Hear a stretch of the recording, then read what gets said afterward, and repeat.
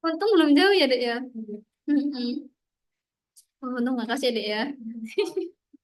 Oke, itu ya. Definitif, bedanya definitif, sementara sama lanjutan. Ini sering keluar juga soalnya, Dek. Makanya kalau definitif itu ada kesimpulan visum, karena kan dia langsung pulang dan langsung dibawa ya visumnya. Kalau sementara karena dia belum pulang dari rumah sakit, makanya belum dibuat kesimpulan. Kalau lanjutan, dia kan dari rawat inap, terus sembuh atau meninggal atau cacat atau pindah rumah sakit, pindah dokter, makanya ada kesimpulan visumnya. Ini susunan fair, namanya juga. Kalau soal itu biasanya gini deh, identitas pemeriksa, identitas nama penyidik itu masuknya kemana? Pro justitia atau pendahuluan, pemberitaan, kesimpulan atau penutup. Itu. Nah, ini gampangannya. Dari gambar ini ya. Pro justitia itu ada tulisannya di atas nih, Dek. Pro justitia. Ini memang untuk tujuan peradilan. Jadi kalau hakim baca itu ya, kan ini langsung ada tulisannya pro justitia. Berarti ini memang untuk tujuan peradilan. Dicantumkan di sudut kiri atas. Terus masuk ke pendahuluan. Pendahuluan ini langsung ditulis visum et repertum mayat beserta nomornya. Terus ini berdasarkan permintaan tertulis dari kepolisian, bla bla bla bla. Nama dokternya yang meriksa ya, Dokter Mustika, SPF, sebagai dokter spesialis forensik.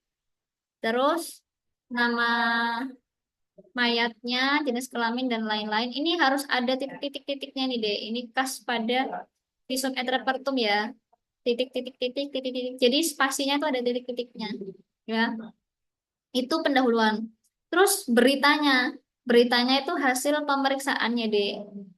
Bahwa pemeriksaan luar, jenis kelamin sekian, berat badan, dan tulisannya itu bukan 50 gini ya. Tapi ini ditulis 55,7 kilogram gitu. Ditulis ya. Jadi nggak ada angka. Panjangnya juga 162 cm. Luka tusuk pada dada kiri, luka tusuk ini. Kesimpulan itu adalah pendapat dokternya berdasarkan keilmuannya. Jadi maksudnya nomor satu kesimpulan telah dilakukan pemeriksaan luar, bla bla bla bla bla bla bla. Dari hasil pemeriksaan luar ditemukan satu luka tusuk pada dada. Sebab kematian, nah ini dari pemikiran dokter nih deh. Sebab kematiannya itu karena kehilangan banyak darah akibat luka tusuk di bagian dada dan punggung. Itu. Terus penutup ini udah templatenya tulisannya ini. Demikian visum et repertum ini dibuat dengan mengingat sumpah di waktu menerima jabatan dan sesuai dengan KUHP. Ini tambahan. Tanggal dokter yang meriksa, dokter Mustika tanda tangan. Gitu ya, Dek ya. Ini dokter umum harus bisa buat. Jadi ininya harus hafal ya, Dek ya. Strukturnya. Sekarang masuk ke jenis luka. Ini ada tiga, ringan, sedang, berat. Terus pasalnya nih yang paling, ya forensik itu ngapalin pasal-pasal ya, Dek.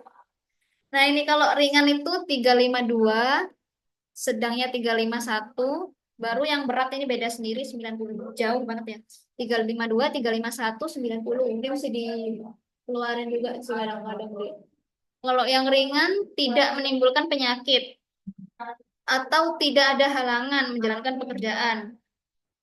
Kalau sedang ini menyebabkan penyakit atau menghalangi pekerjaan korban untuk sementara waktu. Jadi pasiennya sampai nggak bisa kerja gitu ya, Dek, ya 3 hari gitu. Kalau berat, pasiennya jatuh sakit, ini tidak mampu meneruskan pekerjaan, kehilangan panca indera, ini yang berat-berat banget nih. Ada cacat berat, lumpuh, terganggunya daya pikir lebih dari 4 minggu, gugur atau matinya kandungan seorang perempuan. Itu ya, jenis luka ada tiga, ringan, sedang, berat. Sekarang masuk ke tanatologi. Ini perubahan pada tubuh seseorang yang meninggal. Oke, sekarang masuk ke sini dulu deh. Nah, dokter itu juga harus ini ya bisa bedain ini pasiennya mati beneran apa enggak ya dek ya. Karena kita tuh yang nentuin juga waktu di IGD deh. Dokter umum itu sebagai garda terdepan. Nah, kalau ada pasien yang henti jantung meninggal, nah itu kalian harus bisa tegain ya.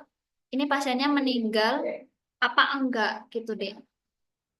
Kalau mati somatis, terhentinya organ jantung, paru, otak JPO. Jadi JPO ini adalah pilar utama kehidupan. Kalau pasien henti jantung, itu pasti udah masuk ke mati somatis namanya deh. Kalau kematiannya organ lain setelah selain ini ya, selain jantung, paru dan otak namanya mati seluler. Jarang banget sih ya dek ya. Keseringan meninggalnya karena jantung, paru, dan otak. Somatis, seluler. Kalau mati otak, ini adalah kerusakan otak yang irreversibel, sudah nggak bisa kembali normal lagi. Tapi ini kematian batang otaknya negatif, Dek. Karena mati batang otak itu ada sendiri. Nah, mati batang otak itu yang daerah sini ya, Dek ya. Makanya kalau orang apa pukul-pukulan daerah sini tuh yang bahaya di sini. Karena bisa mati batang otak ya. Nah, kalau mati batang otak ini ada kerusakan otaknya plus batang otaknya. Pasiennya bisa hidup, tapi pakai bantuan alat. Kalau dilepas alatnya, pasiennya meninggal. Itu ya, Dek, ya. Makanya di soal itu kadang ada yang bagaimana etika dokter kalau menemui keluarga yang udah udah wes dok lepasin aja alat-alatnya gitu. Nah, itu dokter harus gimana? Gitu ya kan ada keluarga yang kayak eh, udah pasrah iya deh akhirnya disuruh cabut semua kan akhirnya meninggal kan ya itu gimana itu ya nah harusnya kita jelasin ya kalau tetap jelas tetap edukasi ya dek ya ini termasuk mati batang otak jadi pasiennya hidup dengan bantuan alat nah kalau dilepas keluarga harus menerima kalau pasiennya akan meninggal dunia gitu jadi intinya biar keluarganya itu nggak nyalahin dokternya gitu dek. Jadi harus edukasi dulu. Kalau emang udah iya, terus tanda tangan deh itu deh. Tanda tangan keluarga pasien ya, terus dilepas deh. Intinya harus ini ya, edukasi ya. Itu. Nah, ini tanda pasti kematian. Tanda pasti kematian itu yang pertama sih yang paling penting lebam mayat ini deh. Tapi kalau di IGD itu kan kita ada rekam jantung ya. Jadi enak, cepet gitu deh. Kalau lihat rekam jantung kan udah tit, gitu udah asistol ya. Itu biasanya tunggu 5 menit, gak balik, udah wes itu dibilang mati pasiennya. Nah, tapi kalau misal nggak ada alat itu rekam jantung itu, berarti kalian harus lihat ini ya, lebam mayatnya muncul pada bagian tubuh terendah. Ini kalau pasiennya telentang ini, maka lebamnya di sini. Kalau misalnya pasiennya tidur ya Dek, yang nyamping gini, berarti lebamnya di bawah sini ya. Ini. Jadi cari yang bagian tubuh terendah pasien. Munculnya mulai 15 sampai 30 menit pasca kematian. Kalau misalnya masih hilang dengan penekanan, maka meninggalnya masih 2 jam. Tapi kalau udah lengkap dan menetap ya, ini udah menetap, kalau ditekan dia tetap ya, itu berarti 8 sampai 12 jam pasca kematian. Ini nih sering ditanyain. Yang paling sering tuh ini, Dek. Kalau warnanya cherry red, berarti pasiennya keracunan karbon monoksida ini ya, CO. Gas CO. CO. Ini dia cherry red. Terus lanjut ke rigor mortis. Ini kaku mayatnya terdiri dari otot wajah, leher, lengan, dada, perut, muka, intinya semuanya kaku ya. Muncul 2 jam pasca kematian. Agak lama ya, Dek ya. Jadi yang pertama kali itu pasti ini dulu, lebam dulu. Lebam dulu, terus kaku mayat. Nah, kaku mayat di sini itu tergantung waktunya. Kaku mayat lengkap itu baru ada 12 jam pasca kematian, Dek. Terus dia ada relaksasi sekunder. Itu udah apa ya? Jadi awal-awal ini relaksasi lemes ya. Terus kaku, tapi cuma beberapa otot ya. Terus aku mayat lengkap 12 jam itu semuanya ototnya. Terus dia ada relaksasi sekunder. Jadi dia lemes lagi deh. Itu 24 jam pasca kematian relaksasi sekunder lengkap ini sampai 36 jam. Nah, yang ini tuh yang mudah apa lemesnya itu, yang ini tuh bisa dicopotin udah apa ya badannya itu gampang copot gitu loh, Dek. Aku ya. Kalau lebih dari 24 jam. Jadi kalau kita pegang kayak apa ya? Ya gampang hilang gitu loh dia bagian tubuhnya. Gitu. Ini kaku mayat palsu. Heat stiffening, cold stiffening, sama cadaveric spasma. Kalau heat namanya heat ya. Berarti dia suhunya tinggi nih. Posturnya ini namanya. Pugilistic attitude. Ini deh. Kalau orang kedinginan kan menggigil tuh. Jadi dia pasti kan akan ada gerakan gini, terus kakinya kan nyenekuk ya dek ya. Nah, jadi namanya ini. Kalau cold, ini kepanasan. Kalau cold dia dingin, saat sendi ditekuk terdengar bunyi pecahan es. Ya karena ada banyak es-esnya ya. Kalau cadaveric spasma ini karena aktivitas terakhir korban, contohnya tenggelam di danau, maka dia akan berusaha mengambil daun gitu deh, rumput gitu ya, apapun itu sampai jari tangannya gini. Lanjut ke penurunan suhu. Muncul 30 menit pasca kematian. Ini rumusnya. Waktu kematian itu 10 kali 37 itu kan normal, suhu normal ya. Dikurangi suhu rektal dibagi 8. Tapi ini jarang jarang ditanyain. Ya. Dekomposisi pembusukan ada adiposera sama mumifikasi. Kalau adipusora warna putih, lunak, berminyak, bau tangi. Kalau mumi ya kayak mumi gitu. Jadi kulit hitam seperti kertas perkamen terjadi pada suhu relatif tinggi. Pembusukan ini intinya kalau habis 24 jam pasca kematian deh, itu pasiennya udah apa ya? Udah bau, udah busuk, jadi kan penuh bakteri. Terus tadi kan ya lemesnya itu udah mudah dilepas gitu apa badannya. Kalau udah jam 36 sampai 48 udah ada larva marbling. Marbling itu ada aliran pembuluh darah. 48 sampai 72 udah perutnya gembung. Terus ini perutnya gembung sampai pecah, gelembung pembusukan, kulitnya terkelupas, rambutnya juga mudah dicabut. Ini semua mudah dicabut. Nah, sebenarnya dokter itu harus menentukan cara kematian pasien ini, Dek. Jadi kalian harus tentuin ini sebenarnya wajar atau nggak wajar sih ya. Terus sebab kematiannya, sebabnya itu karena penyakit atau cedera atau luka. Terus mekanisme kematiannya itu apakah karena ada gangguan fisiologis atau biokimiawi yang ditimbulkan oleh penyebab. Jadi yang kayak tadi tuh deh yang dia menghirup oksigen. Ya, itu kan mekanisme kematian karena ada gangguan biokimia. Ini contohnya. Tuan B ditemukan dalam kondisi dengan pisau tertancap di bagian perut kiri atas yang tidak lama kemudian meninggal di tempat akibat perdarahan hebat. Kalau ditanyain cara kematiannya, berarti jawabannya tidak wajar. Jadi caranya tidak wajar. Sebabnya itu apa? Ini berarti ya. Jadi kenapa kok tidak wajar? Karena ada luka tusuk di perut kiri atas. Mekanisme kematiannya, ya jadi mekanisme di dalam tubuhnya itu yang dia membuat dia meninggal tuh gimana? Karena ada shock hipovolemik, perdarahan yang hebat. Ini gambar contohnya nih. Di bagian perut kiri atasnya itu tanatologi. Sekarang traumatologi. Ini yang sering ditanyain itu vulnus ya. Vulnus ekskoriasi ini sama aja kayak apa ya, Dek? Erosi gitu gampangannya, Dek. Erosi itu berarti dia lecet gini. Kalau laseratum itu kayak orang kena laser apa ya? Ya laser gitu ya. Dia berarti gini, luka gini. Berarti persentuhan benda tumpul dengan lapisan dermis. Kalau yang lecet itu cuma epidermis. Dan ini tumpul ya, masih ya. Ini benda tumpul, yang ini juga benda tumpul.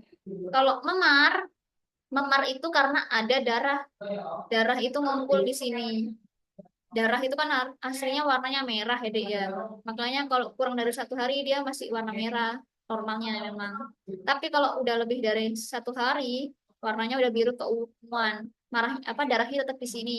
Terus kalau tetap di sini dia warnanya coklat, hijau, kuning, Terus 14 sampai 15 hari ini mulai balik lagi normal. Nah, bateraiku habis nih.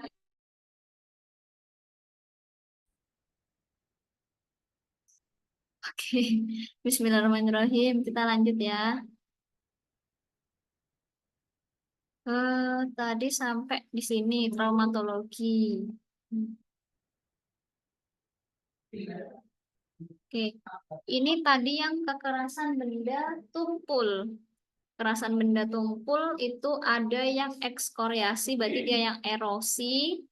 Terus ada yang laseratum, ini berarti ibaratnya kayak di laser gitu ya. Jadi dia ke dalam gitu, tapi sampai dermis aja. Kalau memar ini warnanya yang berubah-ubah. Kalau biru keunguan yang paling sering ditanyain, biru keuangan tuh berarti 1 sampai 3 hari ya. Kalau yang tajam, tajam itu berarti biasanya menimbulkan insisi gitu ngafalinnya. Jadi kalau ada insisi, ini berarti incisifum. Incisifum itu berarti adalah sayatan atau irisan. Contohnya kayak dia kena pisau. Kalau kena pisau pasti panjang lukanya lebih panjang daripada dalam lukanya. Ya, kalau step wound, ingat-ingat ini adalah luka tusuk. Kalau tusuk berarti ke dalam ya, karena ditusuk. Kalau iris berarti ya diiris gini ya. Nah, pasti dia lebih panjang kalau diiris. Kalau step wound pasti dia lebih dalam karena ditusuk. Ini perbedaannya tusuk sama incisifum. Kalau yang chop wound, ini chop ini dia karena dibacok ya. Kalau dibacok, dipotong atau diamputasi maka pasti panjang lukanya sama dengan dalam lukanya. Jadi kalau ada ukuran senjata, ini prinsipnya panjang lukanya sama dengan lebar senjata. Jadi misal nih panjang lukanya itu 5 cm, itu berarti menandakan ukuran lebar senjatanya deh. Ya, jadi kalau panjang luka, lebar senjata. Kalau dalam lukanya itu berarti panjang senjatanya. Jadi misal pisau gitu, gimana ya pisau ini? Ini kalau dalam itu berarti kan ini panjang pisaunya ya. Ini panjang pisau, panjang pisau. Ini intinya panjang pisau ya. Kalau ini panjang lukanya pasien ini sama dengan lebar pisaunya. Ini ukurannya. Jadi kita bisa ngira-ngira ya, Dek ya. Kalau panjangnya segitu, lah dalamnya segitu, kira-kira senjata yang dipakai dia itu apa? Ini juga perbedaan benda tumpul sama tajam. Sebenarnya dikatain tumpul itu kalau sudut lukanya itu tumpul. Nah, kayak gini ini kan sudutnya sebenarnya tumpul.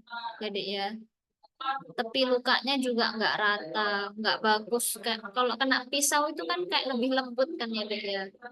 Ininya hasilnya. Dimana nggak ada jembatan jaringannya kalau tajam itu. Kalau kena pisau tuh bener-bener kan teriris ya. Nggak ada jembatan jaringan. Tapi kalau orang jatuh gitu, misalnya ini memar gitu kan dia ada jembatan jaringan. Terus ada lebam atau lecetnya juga. Ini. Set, set, set, set. Kalau tajam lancip, kalau tumpul ya tumpul. Sekarang ke luka tembak. Ini juga sering keluar juga. Yang ditanya ini tuh berapa nih jaraknya? Kalau tempel berarti dia nempel ya bener-bener di sininya nih. Dan dia jaraknya itu 0 cm karena nempel. Makanya kalau nempel dia positif semua deh. Ada lubang lukanya, ada keling lemak, lecet, tato, jelaga karena sangat dekat ya. Karena benar-benar nempel. Kalau sangat dekat itu kurang dari 15, dekat itu 15 sampai 60, jauh itu lebih dari 60. Jadi patokannya 15 sampai 60.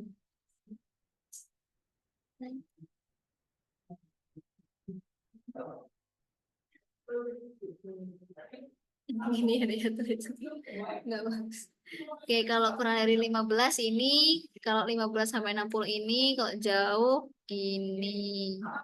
Ini yang dinamain kelim jelaga. Jadi kayak ada item-itemnya. Ini kelim T, kelim leci, dan lubang luka. Jadi lubang luka itu yang biasanya muncul darahnya. Nah, jadi semuanya ini pasti akan ada lubang lukanya.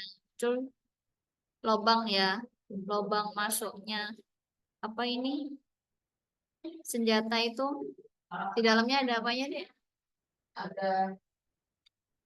Iya, peluru. Sangat lupa.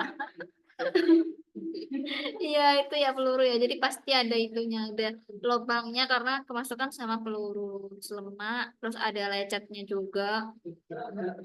Terus yang ditanyain ini,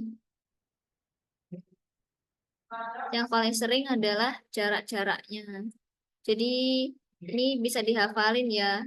Kalau ditemukan kelim lecet itu adalah bagian yang kehilangan kulit ari karena peluru yang menembus kulit. Jadi pasti ada semua nih. Karena kan peluru itu menembus kulit. Jadi pasti kelim lecet, terus lemak itu kan juga minyak pelumas anak peluru. Jadi pasti anak peluru itu ada minyak pelumasnya. Jadi di semua ini jarak ini dia ada tak centang ya nggak bisa. Ini centang. Kalau kelim tato itu butir mesiu yang tidak habis terbakar dan tertanam di kulit. Makanya kalau kontak ini masih ada nih deh, masih tertanam di kulit butir mesiunya. Kalau jauh dia udah kelamaan habis duluan ya, habis di luar duluan. Kalau kelim api ini hiperemis di jaringan terbakar, jejak selaras, tanda moncong senjata pada tubuh. Makanya kalau laras ini kalau ditempel ada moncongnya senjatanya gitu. Kan bulat gini ya. Jadi ada bentukannya gitu deh di sini. Kalau sangat dekat-dekat jauh ini nggak ada. Karena kan tembakannya jauh ya. Kalau kelim jelaga ini daerahnya berwarna merah atau hangus terbakar. Asfiksia ini juga sama. Maksudnya adalah membedakan dia itu wajar atau nggak wajar. Kebanyakan asfiksia itu tidak wajar ya, karena ada strangulasi kayak bahasanya tuh hanging, eh, gantung diri ya dek ya. Kalau sufok ini berhubungan sama leher kalau strangulasi. Jadi dia bunuh diri kah atau dia dibunuh, dijerat gitu ya. Kalau sufokasi dia pembengkakan atau penyumbatan. Jadi hubungannya sama ini, hidung sama mulut. Kalau tenggelam ya tenggelam ya. Kita harus bedain dia meninggalnya di air tawar atau di air asin. Pemeriksaannya sama semua ya. Sebenarnya yang paling sering dilakukan pemeriksaan itu adanya sianosis apa enggak ya dek ya. Jadi itu CRT-nya. CRT-nya ini lebih dari 2 detik. Terus sianosis berarti pasiennya udah kebiruan. Terus ada busanya, ada tardeo-spot di konjungtiva bulbinya. Kalau pemeriksaan dalam dilihat ini harus autopsi ya. Makanya autopsi itu lebih jelas karena dia bisa lihat darah, organ gitu deh. Nah, gini. Ini susah menulis deh. Ada petekinya juga, ada kongesti juga di organ dalam karena kan pasti bengkak-bengkak ya. Ini gambar orang asfiksia. Yang pertama kita bahas strangulasi dulu. Strangulasi itu pertama hanging. Ini hubungannya sama leher-leher. Jadi kalian lihat lehernya. Kalau lebam mayatnya itu di kaki, di tangan, sama genitalia eksterna itu berarti hanging deh karena kan kaki ya itu di bawah nih. Terus letaknya relatif tinggi, tidak mendatar pada leher, meninggi di bagian simpulnya. Ini berarti dia pasiennya bunuh diri. Dan kalau bunuh diri itu jejak jeratannya dia miring, berupa lingkaran terputus. terletak bagian atas leher. Kalau pembunuhan biasanya lebih mendatar kan ya, Dek ya. Karena kan orang kan yang ngelakuin, jadi dia bisa eh, gini apa? Benar-benar dibuat emang dia niat membunuh berupa lingkaran tidak terputus terletak di bagian tengah leher. Kalau ini di atas, jadi dia kan gantung ya. Makanya ini arahnya kan nekennya ke atasnya, Dek. Tuh. Kalau dibunuh, ini biasanya di tengah. Kok tidak bergerak ya.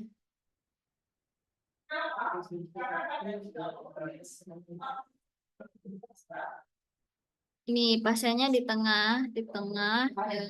Kalau kasar, ini kenanya di otot leher yang dalam, resapan darahnya lebih banyak.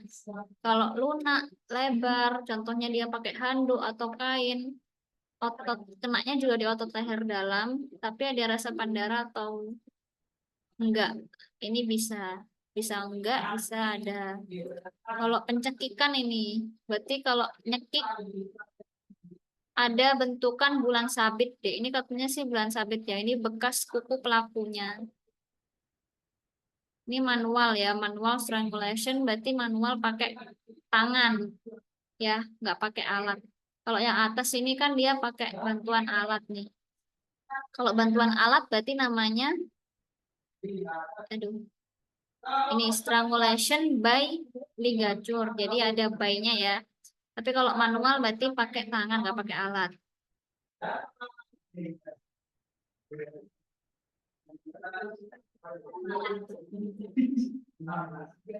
Terus kalau asfiksia yang ini, yang choking dan gagging, ini berarti adalah penyumbatan. Penyumbatan kalau choking itu di laringofaring, kalau gagging itu di orofaring kenanya. Namanya aja dibekap ya, biasanya tidak ditemukan luka di sekitar mulut. Jadi sumbatannya itu ada di saluran nafasnya dia. Kalau orang tenggelam, ini.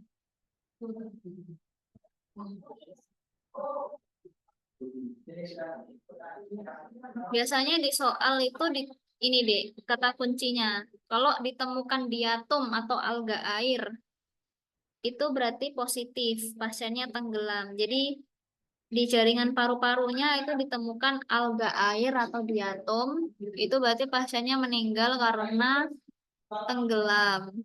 Terus getah paru-parunya itu ada lumpur atau pasir. Terus Gettler itu pemeriksaan untuk menilai kadar kloridanya deh. Kalau pasiennya meninggal di air asin, kloridanya meningkat di sisi kiri jantung. Kalau di air tawar, kloridanya meningkat di sisi kanan jantung. Ini di soal ya. Biasanya kata kuncinya ini deh. Nah, ini kalau lebih lengkap lagi, tapi ini jarang ditanya. Immersion syndrome, dry drowning, wet drowning, sama wet drowning yang 2A nih 2B.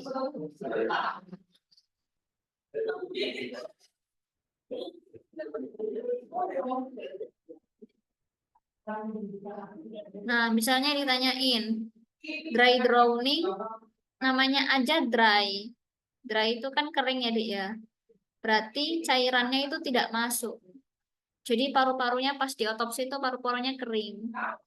Nah, karena paru-parunya kering, berarti airnya itu nggak sampai masuk paru-paru, Dik. Berarti airnya itu sampainya cuma di laring toh.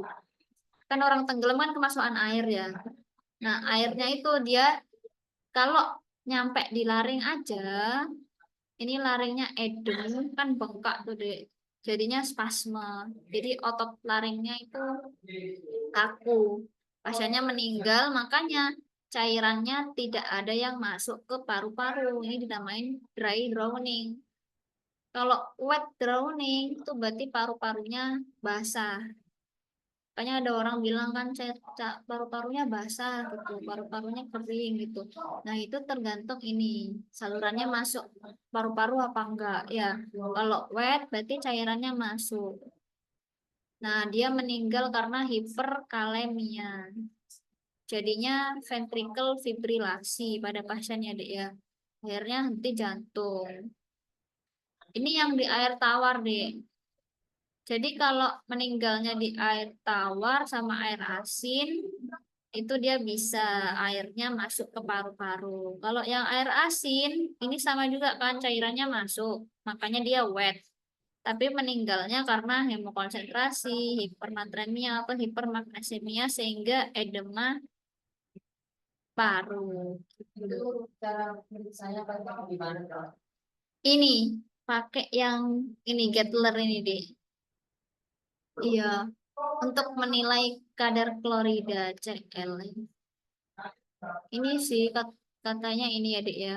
Kloridanya meningkat di sisi kiri jantung kalau air asin.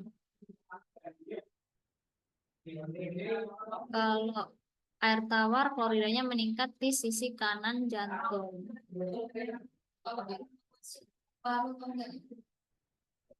Oh, ininya, Dek. Masuk apa enggaknya ini dari ini. Dari diatom atau alga air. Jadi kan air tawar sama air asin itu pasti ada alga-alganya kan ya. Nah, kalau diatomnya itu positif, Dek, berarti airnya masuk ke paru-paru. Kalau negatif berarti nggak ada cairan yang masuk ke paru-paru gitu ya. Ini juga ada getah paru-paru. Sudah. So, Itu berarti kelihatan di foto rangseknya gimana? enggak otopsi deh. Oh, otopsi berarti. Iya, otopsi terus paru-parunya dikasih cairan ini, dikasih Gettler ini deh. Terus dicari alganya. Itu. Yang sampai sini ada pertanyaan nggak, Dek? Sudah, nggak ada soalnya ya ternyata ya. Iya, iya, Kak. Berapa persen dulu Kak yang soal-soal forensik? Forensik dikit banget. Iya, paling cuma satu dua soal kok, Dek. Iya, Bismillah.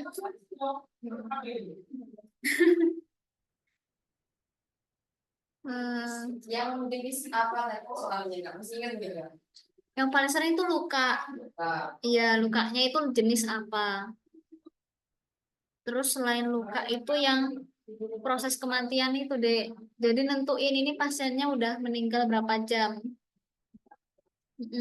Kalau dia lebamnya menetap gitu, terus kaku mayatnya segini ya itu kan. ini berarti nggak ada. Iya, ini nggak ada. Itu teman-teman yang di Zoom apa ada pertanyaan? Di OSCE nggak ada. Hmm, Forensik apa ya? Nggak ada OSCE-nya. Oh iya.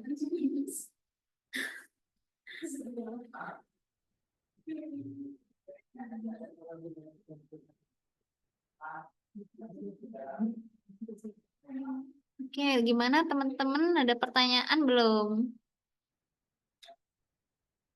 Belum ada ya kayaknya ya, Dek ya. Insya Allah. Ya sudah, kalau tidak ada kita akhiri ya. Kita akhiri dengan bacaan Alhamdulillahirabbil alamin, bacaan doa subhanallah wa bihamdika asyhadu an la ilaha illa anta astaghfiruka wa atubu ilaik.